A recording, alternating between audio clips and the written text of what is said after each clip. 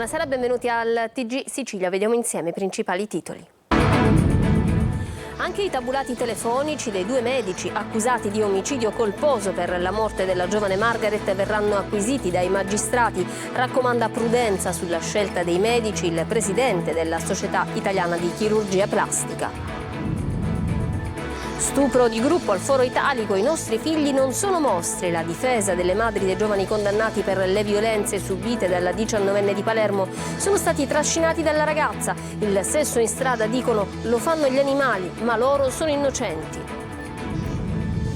Catania, se Gloria era in pericolo, dovevano capirlo e salvarla. Addolorato e polemico messaggio al TG Sicilia del padre della neonata morta poco dopo il parto all'ospedale Garibaldi di Nesima. Fuori pericolo la madre. Arrestato a Palermo il capomafia Gaetano Savoca, l'erede del Papa di Ciapulli, Michele Greco, dirigeva gli affari di Cosa Nostra nel capoluogo, traffico di droga e estorsioni. Causa Auteri, la Procura di Palermo apre un'inchiesta sui contributi ad associazioni vicine al deputato regionale, espulso da Fratelli d'Italia. Altra indagine a Siracusa, l'assessore al turismo Amata parla di un sistema da riformare. Calcio, prima il campo, poi il mercato. A corner il DS rossazzurro Daniele Faggiano ha analizzato il campionato del Catania. Trasferta vietata ai tifosi catanesi per la gara contro l'Avellino di sabato.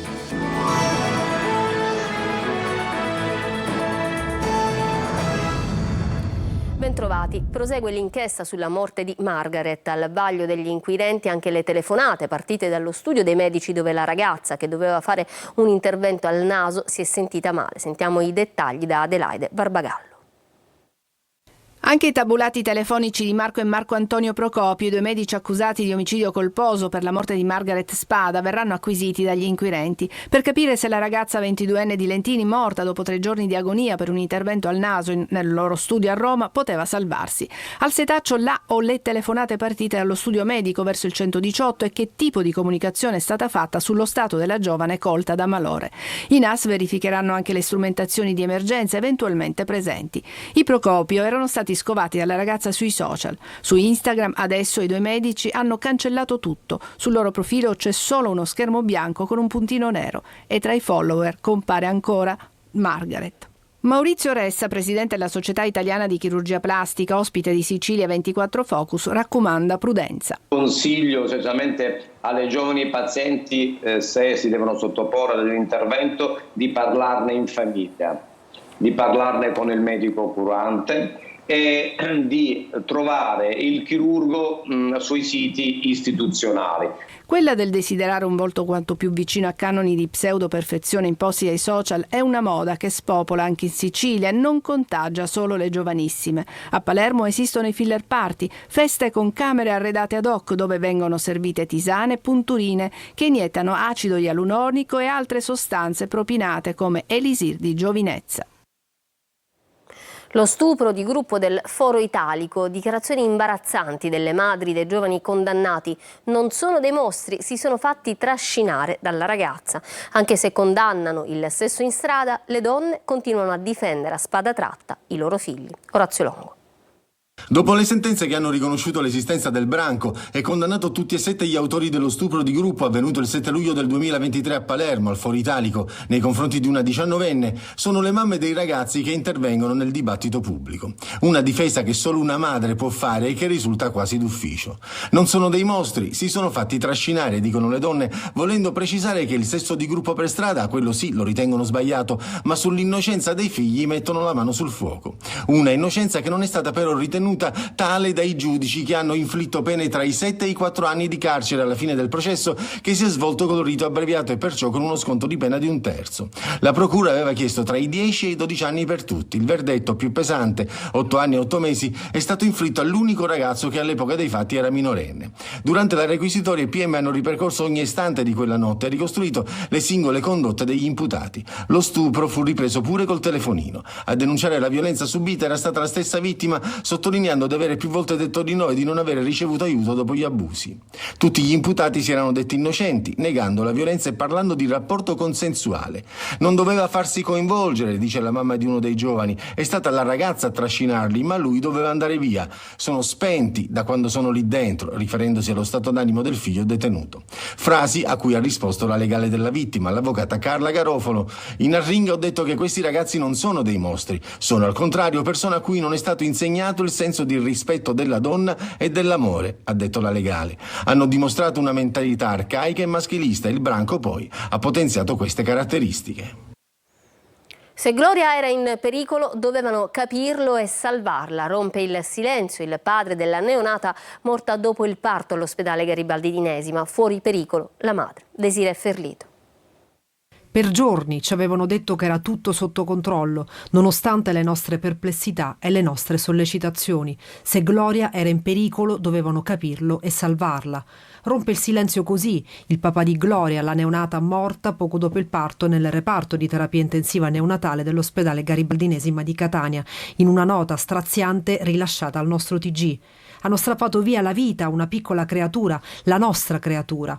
Così resteranno nel cassetto quelle tutine rosa che mamma e papà avevano comprato per Gloria. Quella culletta che l'attendeva a casa rimarrà vuota. Chi ha sbagliato paghi, pensiero condiviso dall'ospedale Garibaldinesima di Catania, che ha aperto un'indagine interna per accertare le eventuali responsabilità del team medico che ha assistito la signora nei giorni precedenti al parto e durante il travaglio. Confidiamo nel lavoro della magistratura, così la direzione strategica dell'ospedale Garibaldinesima. Si attende la nomina del medico legale per eseguire l'autopsia. Intanto la mamma della piccola Gloria è fuori pericolo. A Palermo in manette l'ultimo padrino di Cosa Nostra. Gaetano Savoca, reggente del mandamento di Brancaccio Ciaculli, è stato arrestato la scorsa notte, già condannato 3 volte per mafia e accusato di aver ripreso il comando della cosca. Marco Gullà. È l'ultimo padrino di Palermo ed è finito in manette questa notte. Gaetano Savoca, 57 anni, soprannominato il Biondo, già condannato 3 volte per mafia, avrebbe preso le redini della cosca mafiosa di Brancaccio Ciaculli, un tempo guidata da Michele Greco, il papa di Cosa Nostra. Le indagini della squadra mobile della Sisco di Palermo, coordinate dalla DDA, diretta dal procuratore Maurizio De Lucia, dicono che al vertice del mandamento di Ciaculli ci sarebbe proprio Gaetano Savoca. Le indagini hanno rilevato la costante influenza mafiosa svolta da Savoca attraverso riservatissime riunioni e incontri, soprattutto nei settori delle estorsioni, del traffico di stupefacenti, impartendo disposizioni e direttive sulle modalità attuative delle attività illecite. Tramite le intercettazioni viene fuori lo spaccato quotidiano di Cosa Nostra, come quando Savoca decise di sospendere un esattore del pizzo che non dava più garanzie di serietà. Scoppiò anche un caso per il mancato mantenimento della famiglia di un detenuto, anche lui mafioso, ma Savoca avrebbe anche curato l'inserimento di alcuni nomi di fiducia in una cooperativa della ferrovia, un tuttofare dal pedigree mafioso come alcuni boss scarcerati e che rappresentano un pericolo per la società. Caso Auteri, la Procura di Palermo apre un'inchiesta sui contributi ad associazioni vicine al deputato regionale espulso da Fratelli d'Italia. Altra indagine a Siracusa, l'assessore al turismo Amata parla di un sistema da riformare. Luca Ciliberti. Si moltiplicano i fascicoli sullo scandalo dei contributi regionali distribuiti a pioggia nato dal caso Auteri. L'ultima indagine è stata aperta dalla Procura di Palermo dopo l'esposto presentato dal deputato Ismaele Lavardera sulle minacce a corpo politico da lui stesse ricevute proprio da Auteri e trasmesse dalla trasmissione Piazza Pulita. Al momento non ci sono reati contestati, ma sembra che gli inquirenti vogliano mettere insieme tutti i pezzi del puzzle che costituisce quello che è stato definito la galassia Auteri, fatta di contributi di centinaia di migliaia di euro percepiti dalle associazioni vicine al deputato. Un'altra indagine è stata aperta anche dalla Procura di Siracusa, sempre per fare luce sui contributi arrivati alle associazioni in questione riferite al deputato Ortuseo. Sulla vicenda, infine, ha acceso i riflettori anche la Corte dei Conti. L'analisi dei giudici contabili riguarda le leggi, provvedimento e i contributi pubblici e mira a verificare l'effettivo utilizzo di quei fondi. La vicenda denunciata in aula da Lavardera ha assunto contorni enormi. L'assessore regionale al turismo Elvira Amata su Metropolis di Repubblica parla di responsabilità dell'intera assemblea regionale, che ha approvato a maggioranza l'elenco da 8,5 milioni di euro di contributi nell'ultima manovra finanziaria. I miei uffici non hanno potuto far altro senza poter entrare nel merito dei progetti che erano presentati, redigere un decreto che potesse mettere invece in sicurezza per quello che si poteva 8,5 milioni affinché quantomeno venissero spesi e faremo le giuste verifiche per arrivare insomma alla conclusione di tutto questo. Altro non poteva fare. Quindi se qua si vuole decidere un altro sistema, un altro metodo, questo lo deve fare l'Aula per quello che compete all'Aula. Per tutti gli addetti ai lavori, però, sembra che il Casa Uteri rappresenti solo la punta dell'iceberg di un sistema già collaudato. Giuseppe Bica è il nuovo vicepresidente del gruppo all'Ars di Fratelli d'Italia. Prende il posto di Carlo Auteri, che nei giorni scorsi ha comunicato ufficialmente il suo passaggio nel gruppo misto, dimettendosi anche dalla 5ª commissione, dove ora in quota Fratelli d'Italia sarà sostituito da Pino Galluzzo. E rimaniamo alla Regione. È stato approvato il rendiconto 2023 della Regione. Ripianato il disavanzo, aumenta la liquidità per la spesa pubblica. Il presidente Schifani parla di un risultato storico. Ciliberti. Ben 3,16 miliardi abbattuti in un anno. Il disavanzo della Regione passa da 4 miliardi del 2022 a 897 milioni del 2023. I dati sono stati resi noti durante la presentazione del rendiconto per il 2003 della Regione approvato dal governo Schifani. Un miglioramento dei conti a cui hanno contribuito le maggiori entrate tributarie, i maggiori accertamenti, i risparmi di spesa per il funzionamento di uffici, missioni e regolazioni contabili delle imposte. Sono aumentate notevolmente le entrate tributarie, quindi i cittadini lavorano di più, le imprese lavorano di più, guadagnano di più, a parità di pressione fiscale aumenta il gettito delle entrate. Il rendiconto generale sancisce anche un forte incremento della liquidità, con il fondo cassa che raddoppia in 2 anni da 4 miliardi a un totale di quasi 8 miliardi di euro. Investire in una crescita dell'economia che guardi alle imprese, anche questo è un investimento. Agevolare le assunzioni, agevolare la possibilità di indebitamento bancario con tassi agevolati, così come stiamo facendo. Cultura liberale, guardare all'impresa, guardare a chi rischia, guardare al mercato. La Regione ha delle finanze solide perché ha evitato di fare nuovo indebitamento, ha destinato buona parte della spesa a spesa produttiva, cioè per investimenti, e questo ha generato un circolo virtuoso per cui ha aumentato anche la ricchezza prodotta e quindi l'aumento del gettito. Per Schifani è l'occasione anche per tornare a parlare dello scandalo dei fondi dedicati allo spettacolo distribuiti a pioggia dalla Regione. Fissare delle regole, mi confronterò col Presidente dell'Assemblea, mi confronto con le forze politiche, naturalmente delle regole quadro, delle regole generali che individuino i settori di intervento e anche un minimo di possesso di requisiti di identificabilità e di sussistenza. Dopo l'approvazione in giunta, il rendiconto generale sarà trasmesso adesso alla Corte dei Conti per ottenere la parificazione. Nel parere favorevole della Commissione della VIA, la valutazione di impatto ambientale sul ponte di Messina, il richiamo a nuovi studi geologici consiste in meri approfondimenti. Non c'è nessun allarme di possibili problemi geologici. Così l'amministratore delegato della società Stretto di Messina, Pietro Ciucci, ha risposto alle critiche emerse in questi giorni sulla fattibilità dell'opera. Immediata la replica di Bonelli di Alleanza Verdi, dichiarazioni gravi. Ciucci ha il dovere di spiegare perché non ha richiesto al consorzio Eurolink di svolgere quegli approfondimenti sismici. Speranza Verde a Librino. Sono in corso le operazioni per sostituire oltre 4.500 piantine morte perché lasciate senza acqua. Ieri l'interrogazione europea di Antoci, ora si corre ai ripari. Tonino De Mano. C'è una speranza per la Spina Verde di Librino e la speranza si concretizza nelle immagini che vi proponiamo.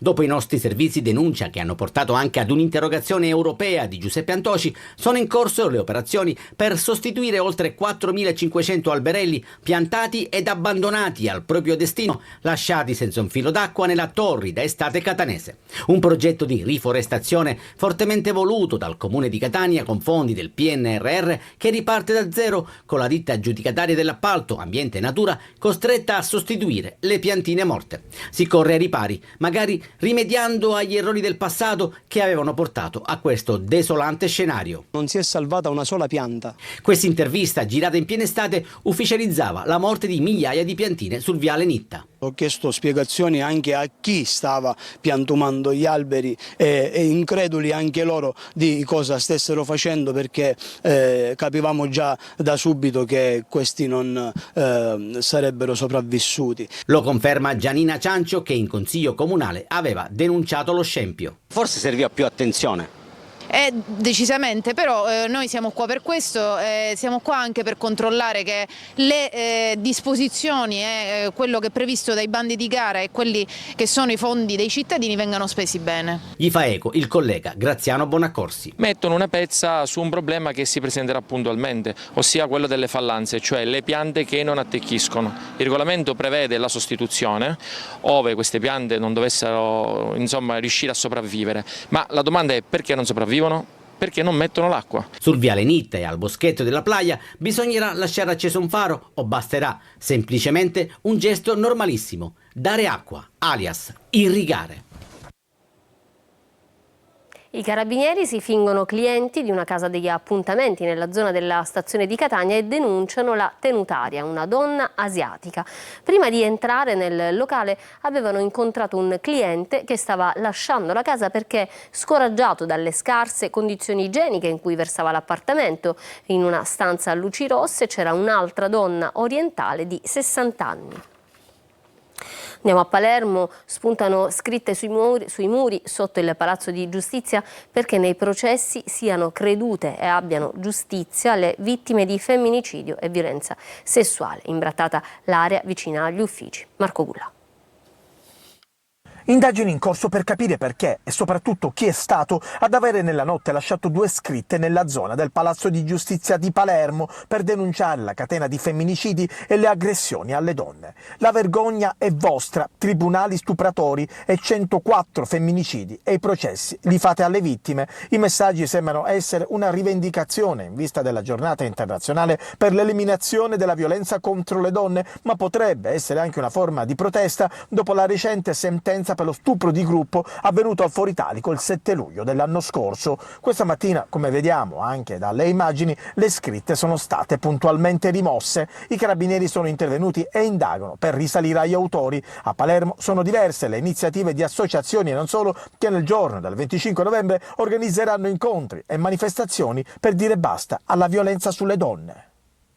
E a proposito di violenza sulle donne, una violenza che continua ad essere una emergenza. Fino al 3 novembre di quest'anno in Italia sono state uccise 96 donne, 82 delle quali in contesti familiari o affettivi, 51 per mano del partner o dell'ex partner. Così il ministro dell'Interno Matteo Piantedosi alla presentazione alla LUISS della campagna Nessuna scusa.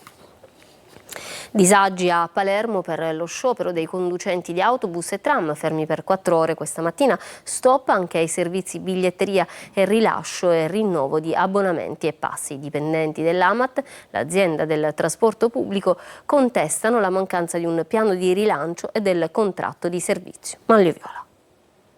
Mattina di disagi a Palermo a causa delle 4 ore di sciopero proclamate dagli autoferrotramvieri dell'AMAT, l'azienda che si occupa del trasporto pubblico nel capoluogo di regione. Su 185 vetture impiegate normalmente per il servizio pubblico ordinario in città, questa mattina ne circolavano soltanto 30. Stop dunque ad autobus e tram, ma anche ai cosiddetti servizi a terra come le biglietterie e il sistema di rilascio e rinnovo dei pass permanenti e mensili per il parcheggio nelle strisce blu e degli abbonamenti.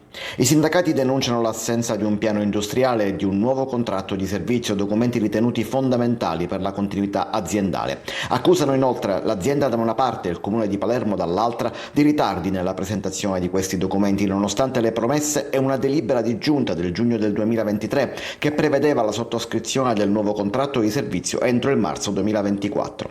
Senza questo documento il valore dei servizi e dunque i pagamenti restano legati a tariffe antiche. I dipendenti dell'AMAT si sono dati appuntamento davanti alla prefettura di Via Cavour, dove hanno inscenato un sit-in di protesta per sollecitare l'amministrazione nella presentazione di un piano di rilancio dell'azienda e del trasporto pubblico a Palermo in generale.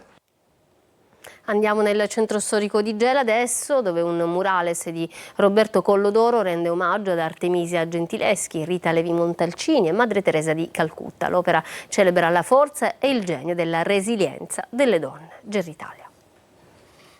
Nel centro storico di Gela un'area un tempo dimenticata si trasforma in simbolo di rinascita. In via Pisa il murales realizzato dallo street artist Roberto Collodoro immortala 3 donne simbolo di coraggio ed dedizione. Artemisia Gentileschi, figura di emancipazione nell'arte, Rita Levi Montalcini, pioniera della scienza, e Madre Teresa di Calcutta, incarnazione di amore verso gli altri. Il murales rientra all'interno del progetto sostenuto dalla Fondazione Federico II dell'Ars, ribattezzato Strade da seguire, dedicato all'iconografia dei testimoni del contrasto alle mafie, una celebrazione degli eroi siciliani e più in generale della lotta tra il bene e il male per una cultura della legalità. Noi crediamo che esista una Sicilia differente, noi crediamo che esista una Sicilia che è fatta da Mattarella, da Boris Giuliano, da Falcone, Borsellino o da soggetti come Madre Teresa di Calcutta e quelle raffigurate oggi qui, perché noi abbiamo un'idea assolutamente differente. Presente anche il vicepresidente dell'Ars Nuccio Di Paola, che ha spinto perché il murales gelese entrasse nel progetto. Un'opera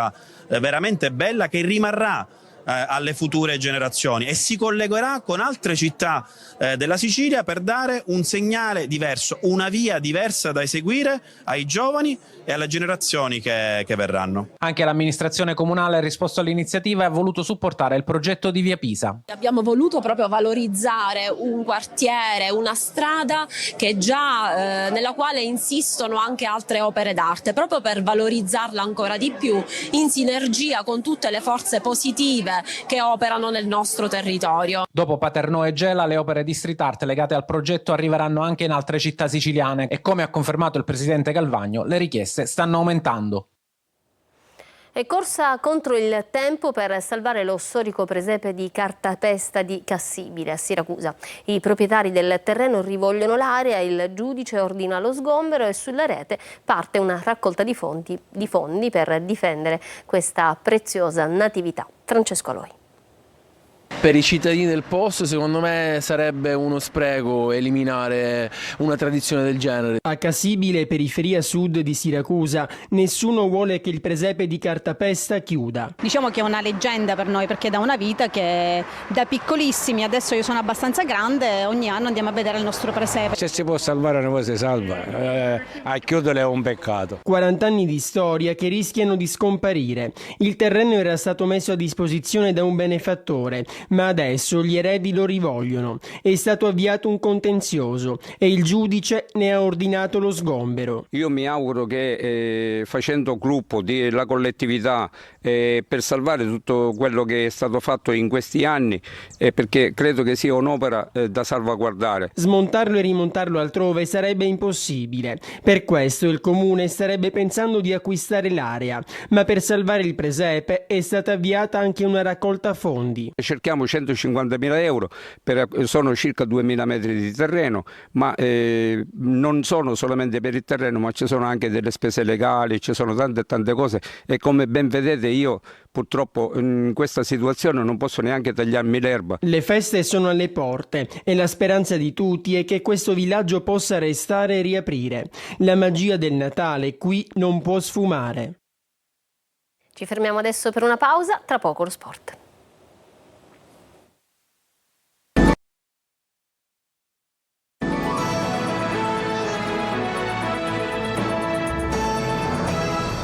Ritorniamo in studio con lo sport, il calcio, il mercato al centro dell'intervento di ieri del direttore sportivo del Catania, Daniele Faggiano, a Corner. Un'analisi ad ampio spettro del momento rosso-azzurro in vista anche del mercato di gennaio. Francesco Triolo. Un mese per le prime valutazioni, un mese per capire se intervenire, eventualmente dove e come. In casa Catania sono iniziati il bilancio. Avellino, Cavese, Taranto e Potenza saranno i test sui quali la società rossa-azzurra baserà il suo prossimo futuro. È quello che ha lasciato intendere, intervenendo a Corner, Daniele Faggiano, direttore sportivo etneo, che ha fatto il punto della situazione dopo la vittoria col Trapani. Prima di queste 4 partite che abbiamo fatto male, perché non basta un tempo per fare bene, avevamo fatto solo male, avevamo dimostrato di essere una squadra importante, che potevamo fare sempre male. È normale che i cali ci sono, io spero che sia passato il periodo del calo, non è mai semplice riprendersi, però con la spinta dei tifosi, con la spinta psicologica i ragazzi hanno fatto un'ottima prestazione. Fagiano è stato chiaro, ha detto come si aspetta un'ulteriore crescita della squadra, ma soprattutto sta ragionando in chiave mercato di gennaio. Io spero che a gennaio